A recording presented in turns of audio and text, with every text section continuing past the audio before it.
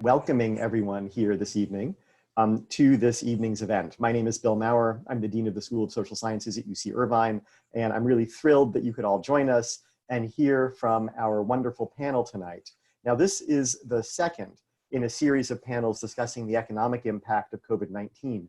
In the first panel, which we did a couple of weeks ago, we covered the impact on businesses and the economy. But during that session, we received a number of questions from students who wanted to hear more about how the pandemic is impacting students' learning, and also how the pandemic would impact graduates' job prospects. And that brings us to tonight's panel. The panel has been organized by the Center for Population Inequality and Policy in the School of Social Sciences. It's an interdisciplinary center bringing together researchers from public health, education, the social and natural sciences to study exactly the sort of complex issues we face today with COVID-19. And so without any further ado, I'm going to hand things off to Professor David Neumark. He's a distinguished professor of economics and the director of the center. And I should note that this is being recorded and will be posted on the School of Social Sciences website later on. Professor Neumark. Thanks very much. So thanks all for joining us, and thanks very much to this panel who've agreed to give us some time this evening. I'm going to briefly introduce the panelists and then just tell you the game plan. We have Damon Clark, who's an associate professor in economics at UC Irvine, who will be discussing the impacts of students entering the job market during tough macroeconomic times, what we've learned from past recessions. Dee Chu is an associate professor of education. She focuses a lot on online learning, and we'll be discussing issues related to that. David Schaefer is associate professor of sociology, focuses on social networks and learning and how it affects academic performance, a topic that's become quite interesting since students are no longer at the university, so their networks have changed, so we'll discuss that. Susan Helbig is associate vice provost in the Division of Career Pathways. She's in, I'd say, constant touch with firms that hire our students as well as other students, and will tell us what she's learning about that, as well as discuss strategies.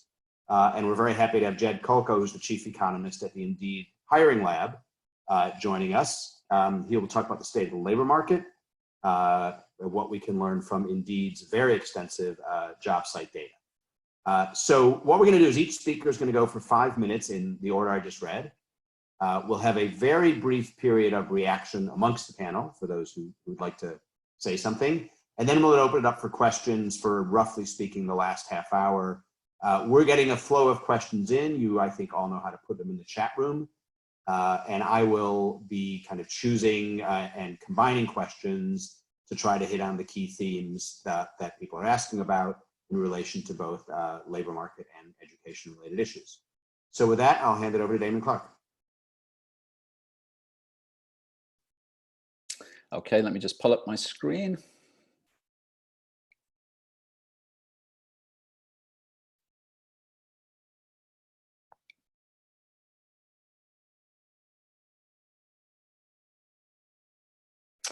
Okay, so thank you for the opportunity to participate in the panel, and thank you to everybody for logging in.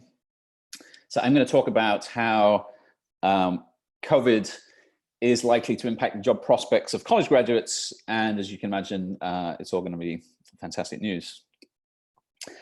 Now, you could argue that we don't really need to talk about this hypothetically. Sorry. I'm struggling to page down.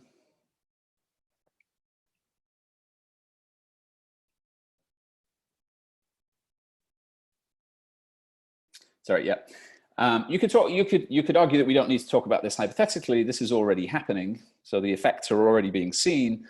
There was a story in the Financial Times on Monday that asked exactly this question: what are the job prospects for the class of 2020?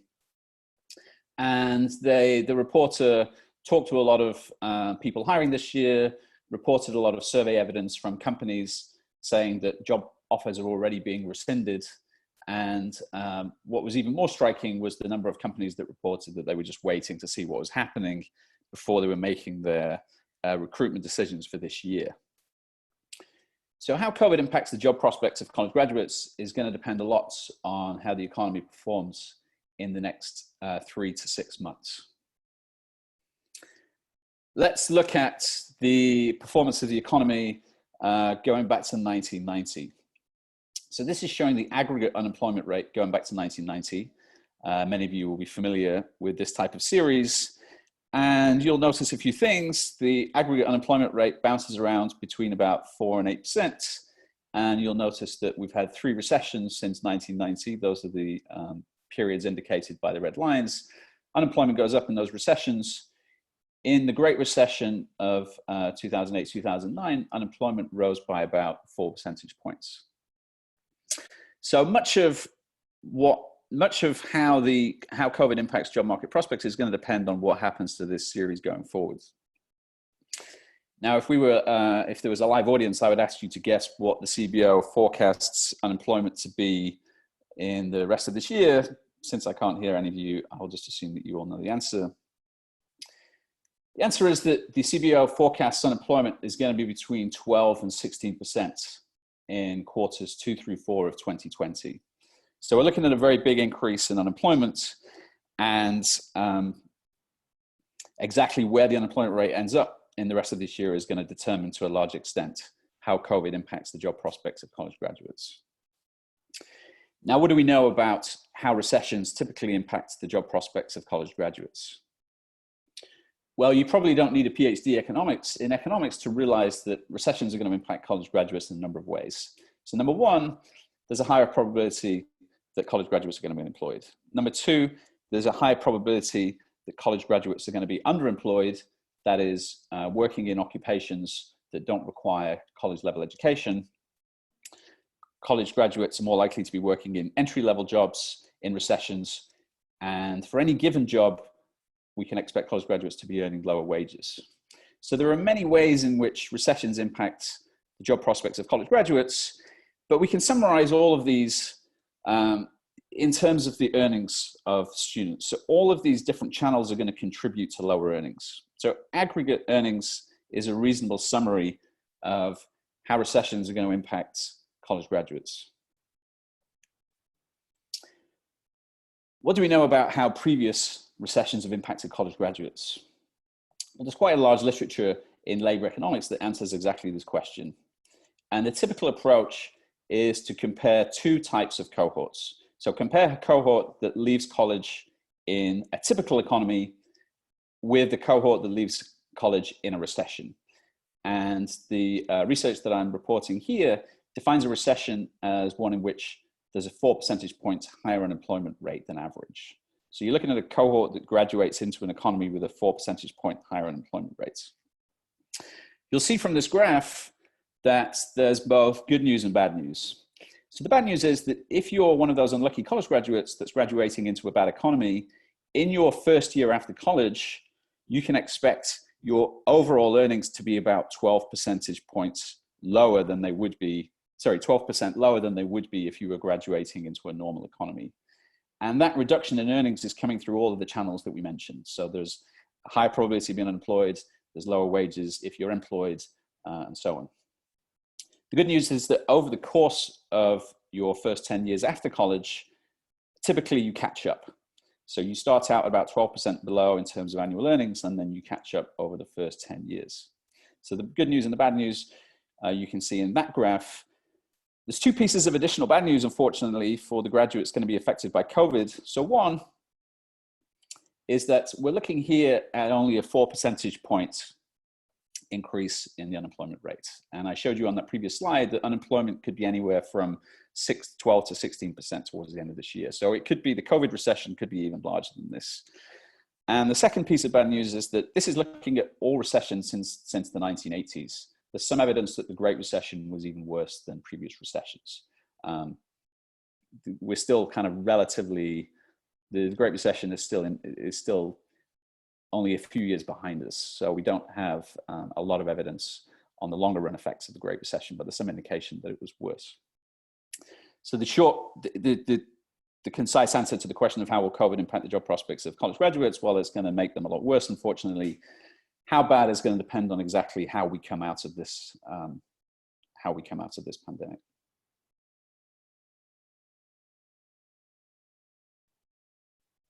Okay, Thank you very much. We will, I'm sure, come back to some of these issues in the question and answer, but for now, we're going to turn to education-related issues with Professor Chu.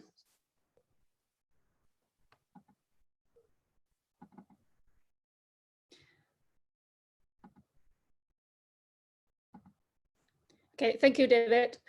We all know that in response to the COVID-19 pandemic, both the K-12 and higher education have shifted to remote instruction abruptly. This transition raises two critically important questions. Can quality education be achieved in these circumstances? And can it be equitably provided to all? So in today's panel, I'm going to provide a brief overview of the current research on the effectiveness of online teaching and learning. I'm mainly focusing on online instruction at the post-secondary setting, but I think many of the issues and the challenges are also present at the K-12 sector. So let me begin by saying that online learning is actually increasing steadily already before the COVID-19. This graph shows the overall changes in student enrollments in fully online courses between 2012 and 2016 across all degree-granting post-secondary institutions. Both the number of students who take any online courses and the students who take online courses exclusively, here represented by the blue and orange bars respectively, increased, while the overall enrollment in higher education was actually declining during this period of time. So given its increasing importance, there has been a growing number of studies that examine the effectiveness of online learning. The main takeaway from this line of research is that the effectiveness of online learning varies substantially by college setting and by subgroups of students. Among studies conducted at selective four-year universities, the dominating finding is that online instruction is associated with little or fairly small performance decrement compared to face-to-face lectures. However, at open access or non-selective institutions, such as community colleges or private for-profit sector, online courses are associated with a substantially lower course persistence rates and completion rates after taking into account student self-selection into different modalities. And these patterns are identified across several states and are very, very consistent. And it's also important to note that the online performance gap is stronger among certain subgroups, including underrepresented racial minority, younger students, and students with lower levels of academic preparation. So what would be the implication for educational equity given students' differential ability to learn well online? Here I provide an illustration for the racial gaps of average course grade by course delivery format at community colleges. What we see here is that every racial group is subject to performance decrement when they take a course online. However, the ethnicities strongly differ in their online performance decrements.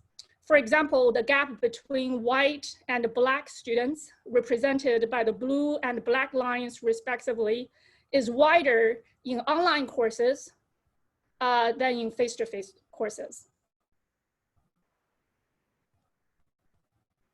So why do some students struggle online? The existing literature has identified three key challenges associated with online learning. First, unlike face-to-face courses where students attend lectures at a fixed time, the flexibility of online requires stronger self-directed learning skills, but these skills tend to vary among individuals. For example, females, older students, and individuals with a better academic capacity are often found to be more self-directed on average. This implies that some students, most often those from disadvantaged groups, may encounter additional difficulties in the online context. As a result, performance gaps between key demographic groups already observed in face-to-face classrooms are likely to be exacerbated in online courses. In addition, it is more difficult to achieve effective interpersonal interaction online than face-to-face. Therefore, online students often feel socially isolated and have a harder time connecting with the instructor and their peers online. Without these connections, it is easier for them to feel disengaged, confused, and discouraged. Again, especially students who are at risk to begin with. Finally, as campuses are closed due to the pandemic, students will have limited access to campus resources, such as a quiet space for coursework, stable internet connection, tutoring services, which again will influence different groups differently and would put certain groups of students in a particularly disadvantaged position. So to sum up, without intentional support, the current shift to online instruction is likely to exacerbate educational inequality. To offset some of these risks, it is important for colleges to support students both academically and socially, as well as to provide support for faculty to help them learn how to design and teach online courses more effectively. Finally, colleges may also consider being more strategic in deciding which courses should be offered face-to-face in the fall when we are gradually transitioning back to the normal face-to-face context. For example, in courses where a large number of students are academically underprepared, which the literature suggests will be particularly challenging for online learning, colleges may consider resuming face-to-face instruction for these classes first. Thank you. Thanks very much. So now we'll turn it over to Professor David Schaefer.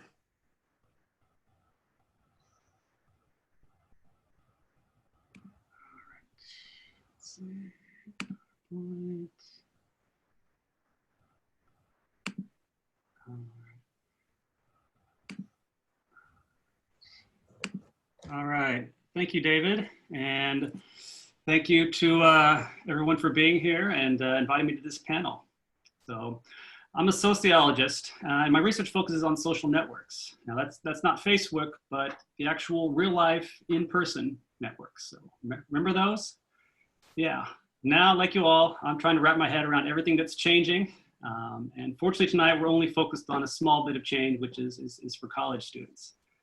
Now in my title, I intentionally used the words university activities. And that's because I want to emphasize that it's not just coursework that's moving online, but the entire university experience has shifted to a remote format.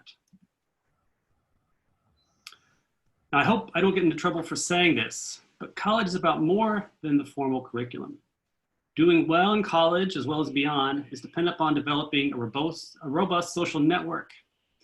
Decades of research has shown that students have better psychological and academic outcomes when they have a network that can offer needed resources. So this could be a friend to pick them up after a breakup or a bad exam. This could be a study partner to help them through that ridiculous linear algebra course. People to have fun with, sports teams or dance clubs. There's also professional clubs and lab experiences that offer socialization and information on professional opportunities. Now, in normal times, these networks develop naturally as students just spend time on campus. But much of this, if not all of it, has become incredibly difficult when our lives are on Zoom. So it's not that we're not trying, but as a university, we haven't yet figured out how to have the same kind of interpersonal connection with online interactions. So in thinking about our current remote environment, I want to emphasize the implications for people's social networks, as well as subsequent psychological and academic outcomes. These aren't felt equally.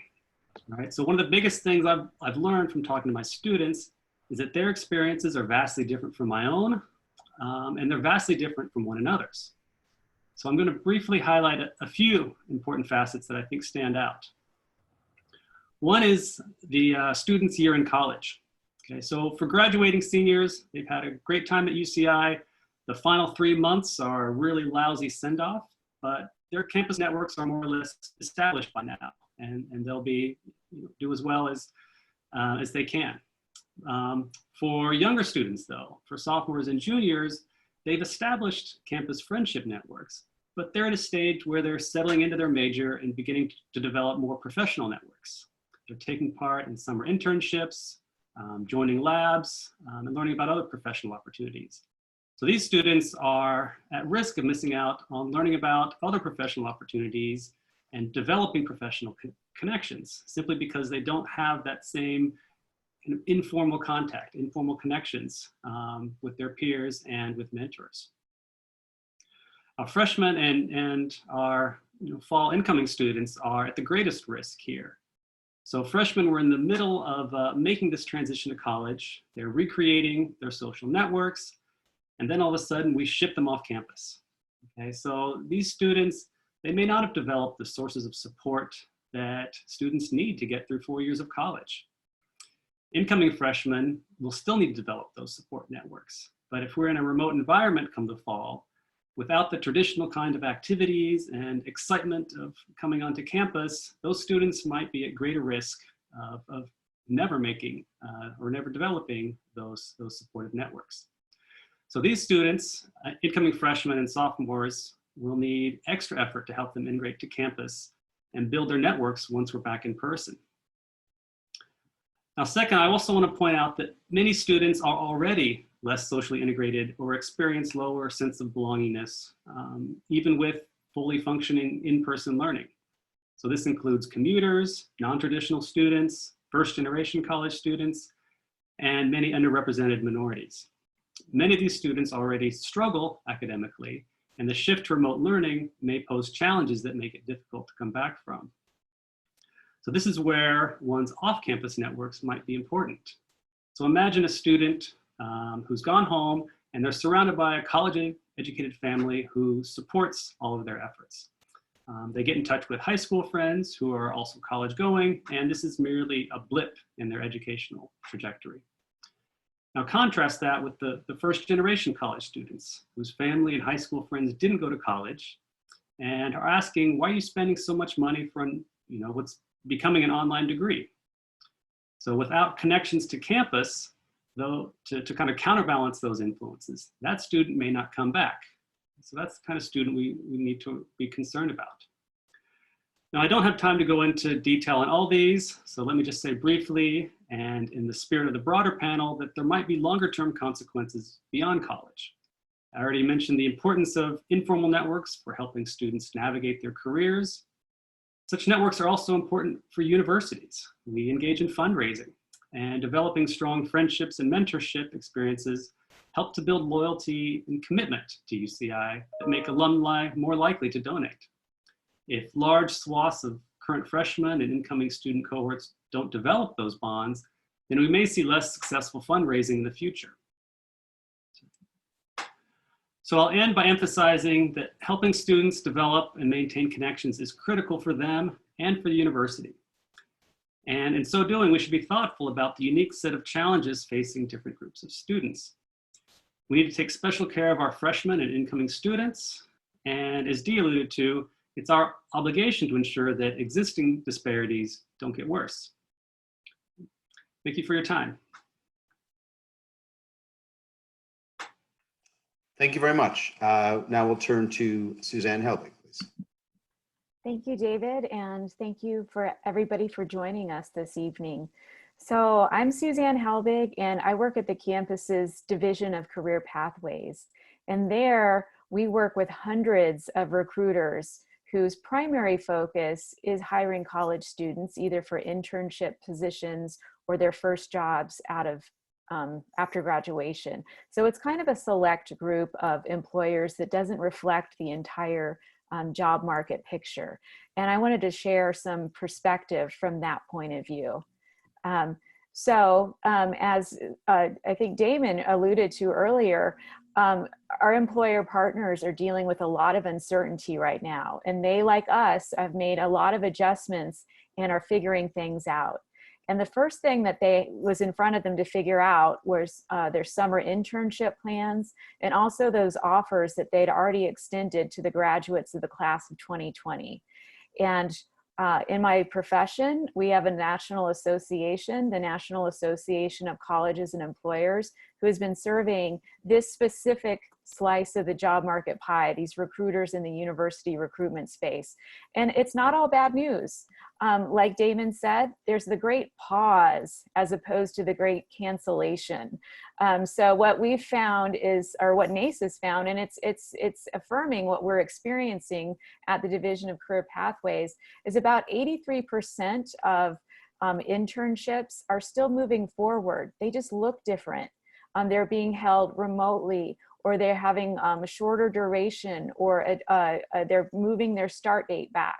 But there's a lot more going on than is simply being canceled. And the same goes with those job offers that were extended to our graduating seniors this year.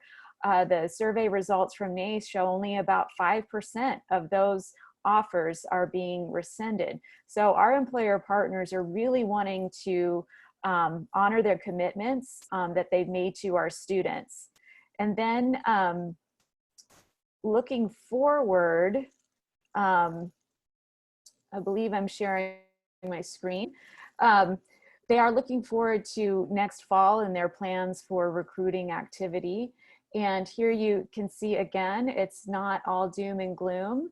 Most employers are planning, at this point in time anyway, to continue their employment activity of college students at about the same level they did last year. Now there's quite a few of them that are still to be decided. And there's some there that even say they're thinking about hiring more. And that is an evolving picture. It'll be interesting to see where these figures stand in a few months. But the message here is that opportunities are still available. Employers are still hiring. So we want to give you some strategies, some approaches to think about as you're pursuing your internship or job searches. And if you're a student in the audience, or somebody out there who wants to help students, I think these are things that could be helpful all around. So our first strategy for you is to be flexible and persistent. And what do I mean by that? Well, by flexible, I mean think about all these great research skills you're developing as a UCI student, and put them to work to really expand the range of possibilities. So think about different companies. There are household companies, and go ahead and apply to those, but know that everybody else is applying to them as well. So explore smaller and medium-sized companies. Also think about companies that maybe don't seem like a natural alignment with your major or with your experience. So for example, companies need the full range of business functions. So you could go to work for a life science company and not be a scientist. You could go there and do their marketing or their HR. So what I'm saying is, expand the possibilities and cast a wide net. Number two, continue seeking internships and developing skills. Again, internships are still available. Employers for many years now have used them as a recruiting strategy, as a pipeline. They're still going to be doing that. And if your internship plans aren't working out, there's a lot of other opportunities to develop workplace skills. You're developing them in your classroom experiences and projects. You can continue to participate in student clubs and organizations, in research, and in volunteering. And a couple of things that have really been emerging with COVID-19 are the emergence of what are called micro internships. And these are projects that are paid, and they are held by employers. And we have a tool on our website where you can find these projects, and these projects are remote projects. So they're a really great way to get some workplace experience. And the other thing that has emerged just in the past 2 weeks or so is that UCI has made thousands of modules on Coursera available for free for students. So these classes will help you develop those professional skills that employers really value. So there's a lot of great ways to spend your time to position yourself for the job market. You will need to update your professional and online profiles. And this is beyond the advice of be careful of what you put on Instagram with red cups. I really mean by this is go into a LinkedIn. If you don't have a LinkedIn, if you're on Handshake on campus, fill out your profile. Make it as complete as you can with relevant skills and accomplishments. The more information you put in there, the more findable you are by recruiters. Recruiters do scour these profiles looking for talent. So put your best face forward with your online profile. And then we just heard a bit about networking. Continue networking even at a distance. And while traditional networking has happened face-to-face, there's still plenty of opportunities for networking. Our Alumni Association has a great tool called the Anteater Network, where you can find alumni mentors who are very open to talking with you about career paths. And then also through the Division of Career Pathways, we're continuing to hold information sessions with employers. And an exciting announcement is that on May 26th and 27th, we will be partnering with the other UCs to host a UC-wide virtual career fair. So keep networking. You've probably heard that, you know, getting a job is a lot about who you know. That's true. Getting a job comes through referrals a lot of times. So you need to get out there and get to know people. So keep up that networking. And then finally, this piece of advice, you're getting your resume and your interview skills polished is an evergreen piece of advice, but it's really important now in a competitive job market. And we do have some tools at Division of Career Pathways that are available to you anytime, any place via our website.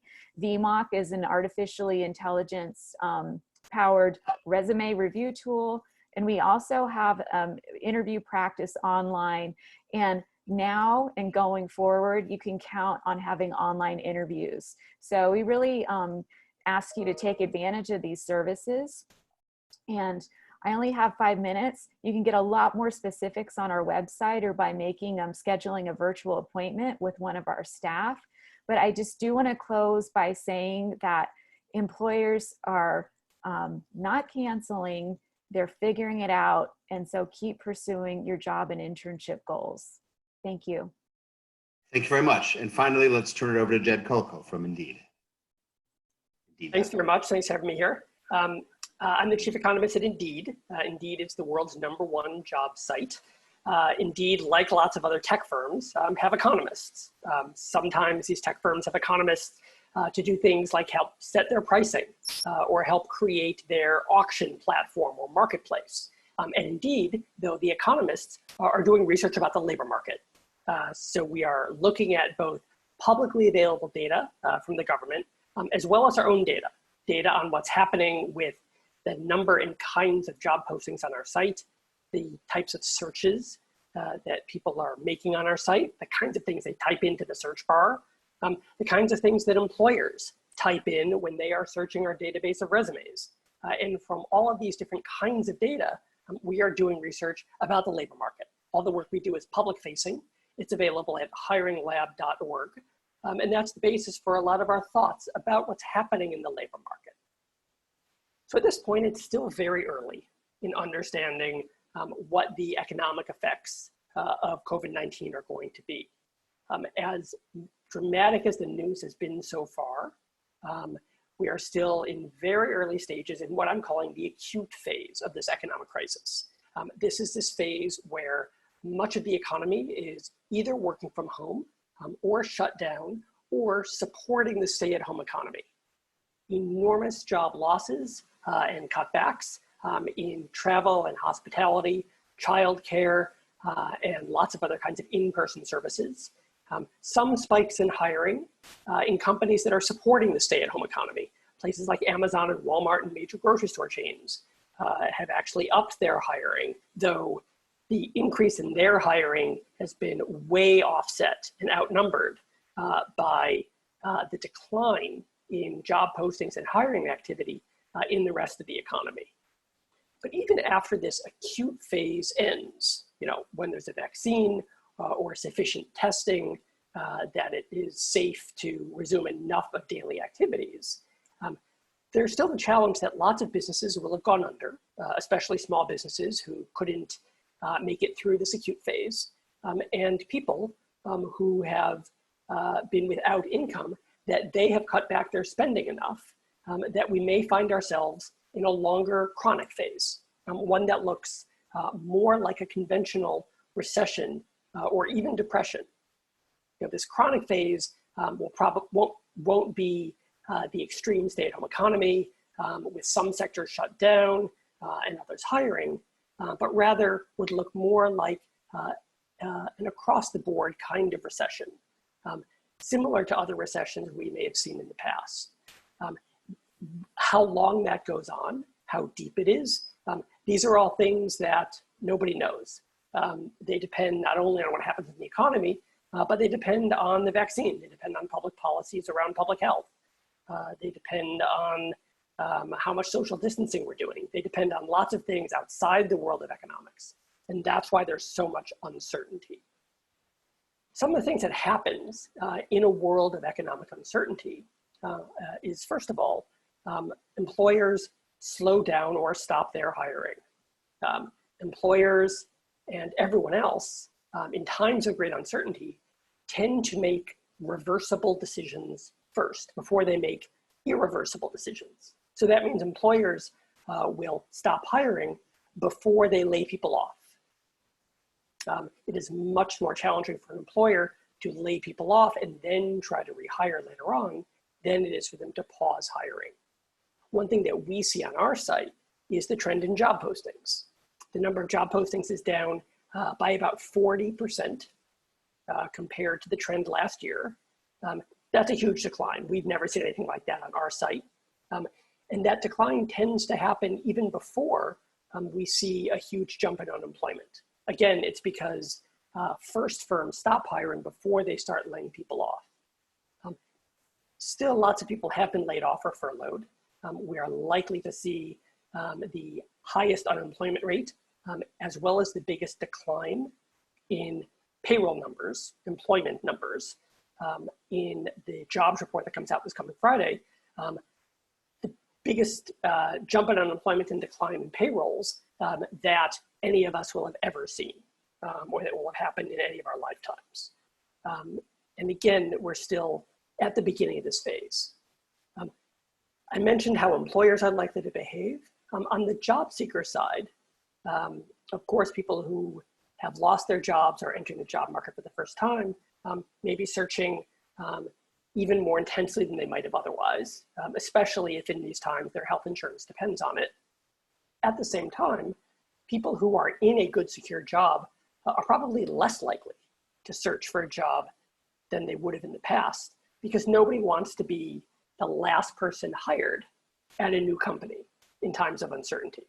So the mix of job seekers and the people you might be competing with for jobs is going to look different than it would have 1 or 2 or 5 years ago.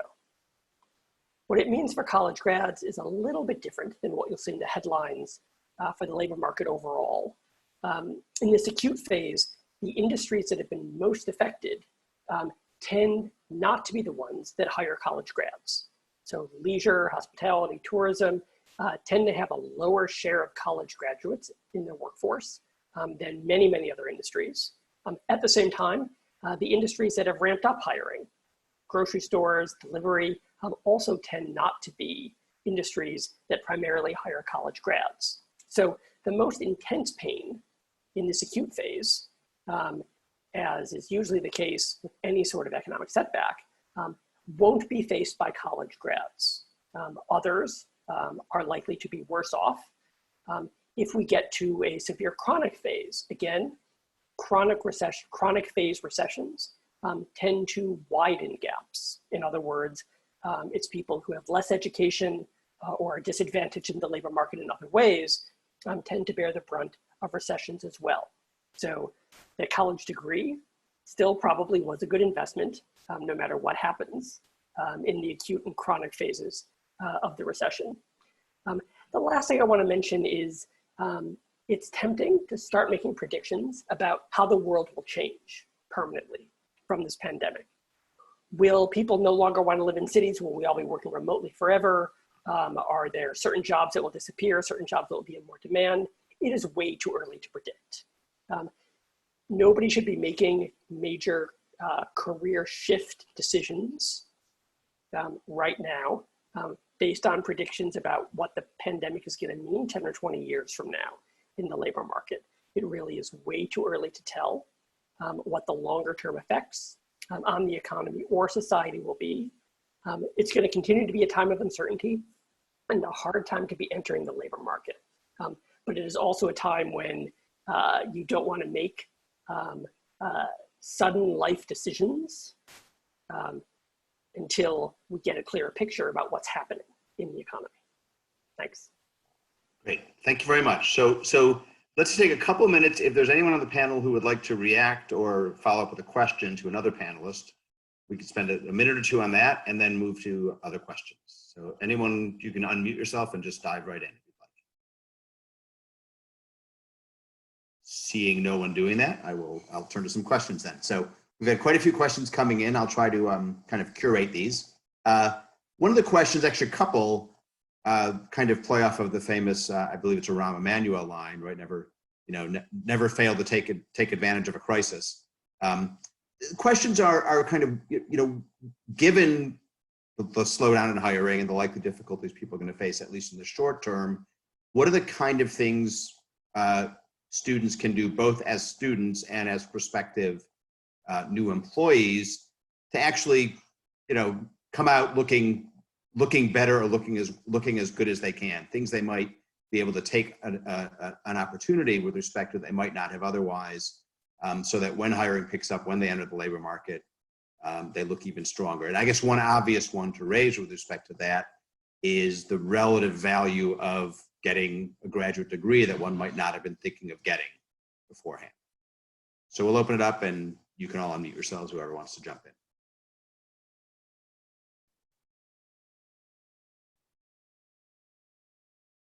Well, I can say just empirically, it's true that in recessions, college enrollment increases, college enrollment of all types. So, people go back to community college, people are more likely to enter four-year schools, and we don't have a ton of evidence on graduate school enrollment, but even in recessions, it looks like graduate school enrollment is increasing.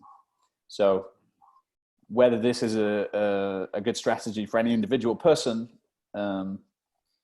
that's a difficult question to answer, but it's true that on average, people respond to recessions by going to grad school. Certainly one of the things if you ask economists, what are the most important concepts they teach? Well, one of them that's certainly coming to the fore now during the pandemic is externalities. That is the impact of your behavior on others, which obviously relates to social distancing. But another even more fundamental is perhaps opportunity cost. And as Damon points out, the lower earnings in the short term, if you're on the margin and we're between maybe getting an MBA or not, or whatever it might be, certainly makes the cost of going to graduate school in terms of foregone labor market earnings somewhat lower. Anyone else on the education side want to weigh in on that? I will, sure. I'd mentioned a couple strategies, but one I'll go into a little bit deeper is your online presence, and not only being aware of your online presence, but being aware of the online presence of the employers that you might want to work for.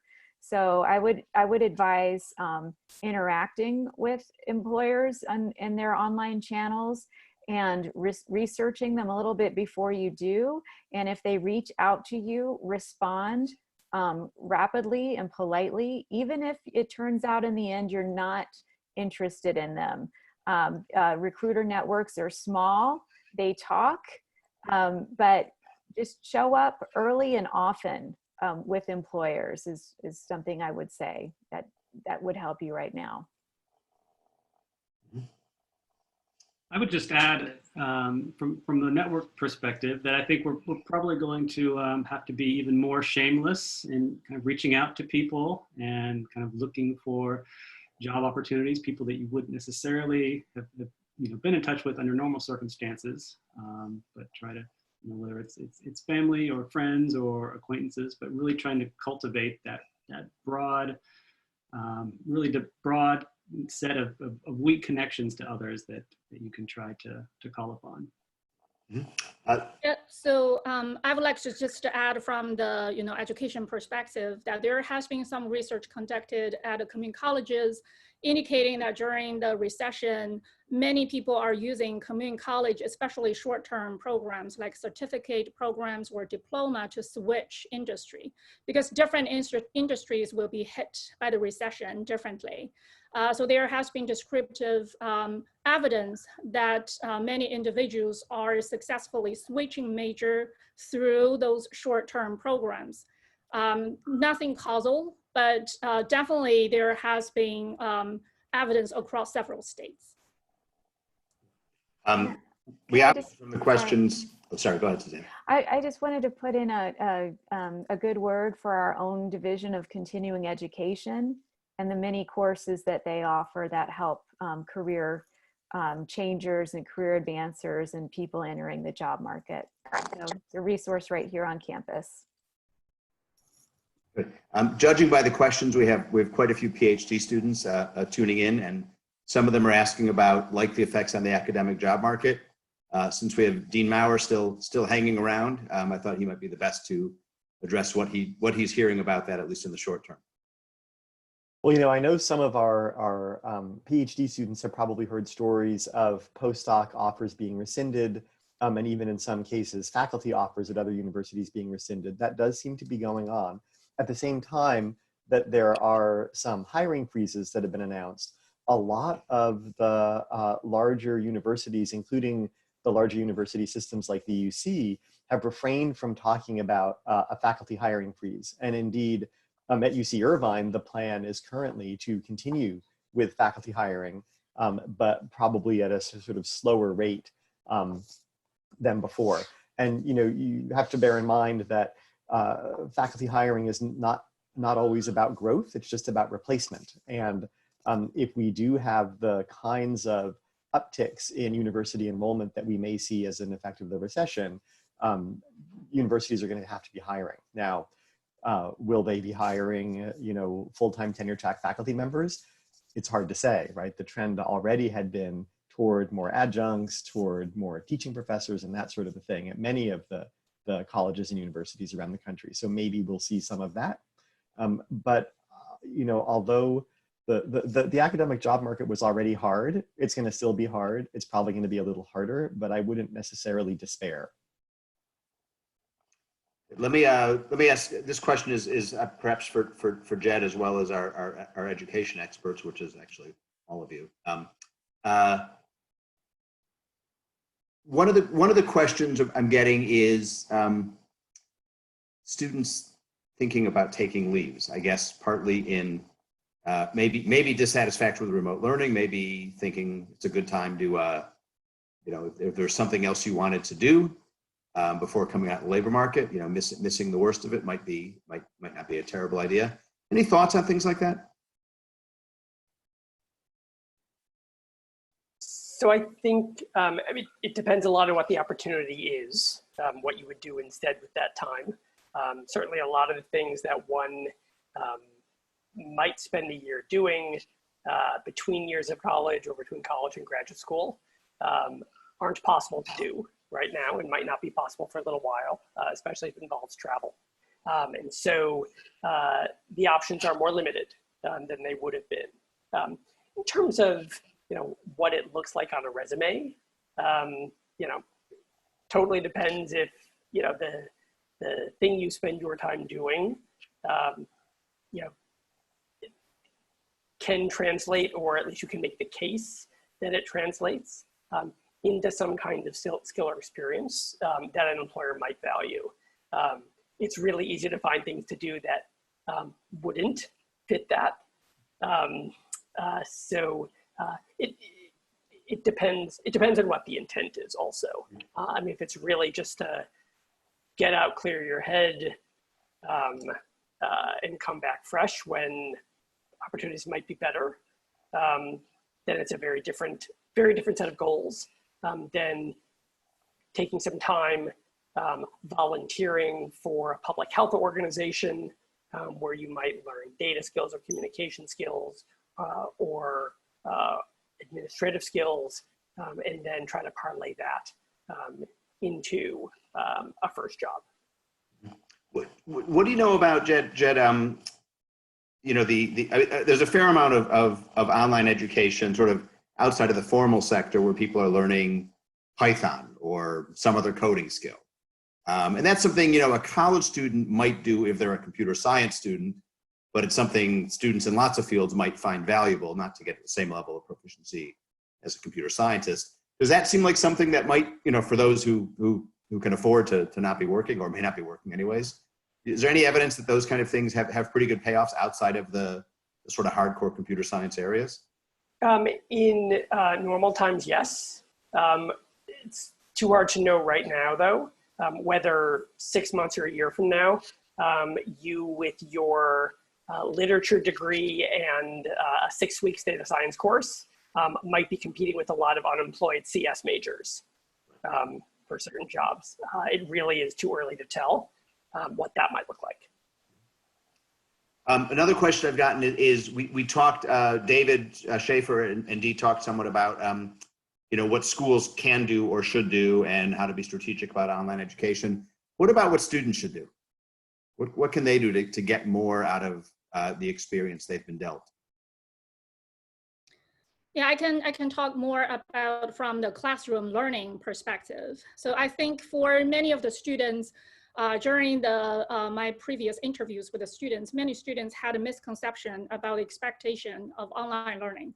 So my first suggestion would be for students to get access to some of the resources to help them understand what would be the expectations of online learning, what would be the skills required to help you become a successful learner in the online learning space.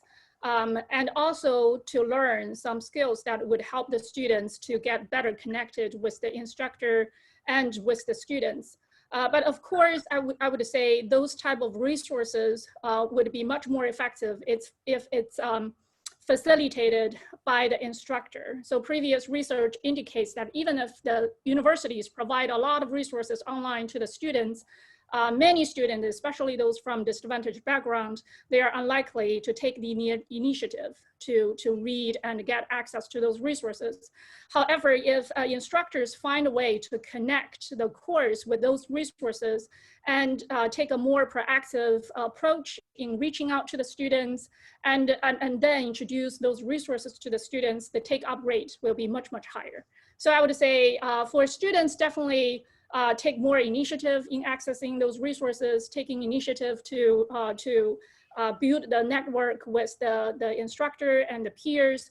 But at the same time, it also puts a lot of emphasis on the instructors to take the initiative to organize the course in a way that would better support online learning. I would just add to that in terms of helping students stay connected. Teaching online, I've never seen my students so excited to come to class and ready to talk. I mean, this is crazy. And so I think from a student's perspective, keeping in mind that other students feel similarly isolated and kind of crave that that campus connection. And so I've had some students tell me, and that's one thing the students can do is help faculty learn what works and doesn't. But they've told me that they really like using the breakout rooms and just getting a chance to talk to one another. Other students have developed kind of online study sessions related to a course that gives them that kind of connection that they wouldn't otherwise have. And so I think students can't rely on faculty to do all of this because we're still learning. So the more they can, like Dee said, take the initiative to either put these things into practice or help faculty understand the importance of these things. Thank you. Jed, I wanted to come back to you first. You were very cautious about the crystal ball, which I certainly understand, recognizing that we don't know to what extent this might morph into a sort of generally stagnant recession or not. Have you done any comparisons of what you're seeing early in the recession relative to, in terms of the skill composition? You certainly mentioned that, the sectors that are getting hit, but is it less focused on educated workers than we've seen at the beginning of past recessions, which is at least maybe a silver lining for this audience? It's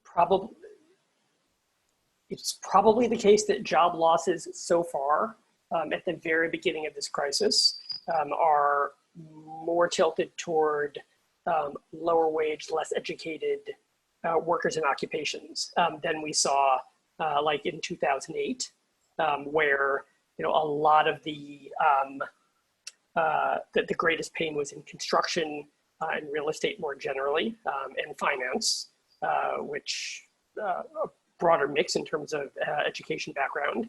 And then prior to that, the dot-com bust in 2002, which more skewed toward more highly educated workers.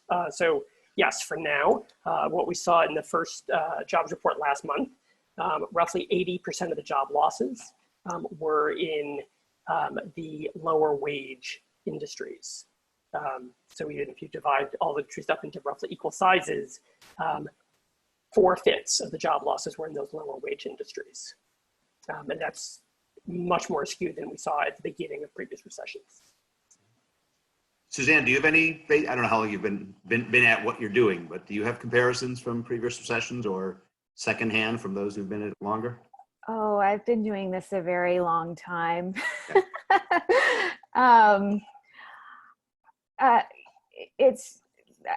I think I'll say what a lot of people said, it's really hard to compare the swiftness that this came on with.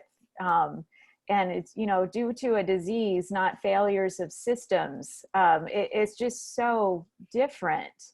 And I do think a big difference also is our online capabilities that we're using right now. We didn't have that before. I was talking to some of my colleagues across the UC system yesterday about opportunities for students. And I guess you could see this as a silver lining. I think what this has done is potentially created more opportunities for students in terms of remote opportunities. They just weren't there before. I think we've made this huge transition, all of us, so many of us, to a remote work environment. And I think that actually has the potential to have greater opportunities for more students. So I'm choosing to look on the bright side. Dee, a question we've gotten is you referred in your presentation to the somewhat the larger decrement that underrepresented and less advantaged or less prepared students experience with online education. What do you think the university or universities generally should be doing to try to address that problem? And are you, or what are you telling our university even more specifically? Yeah, I think universities, I talked about like the resources, right? Like I think the providing resources to students in the online space would be really important.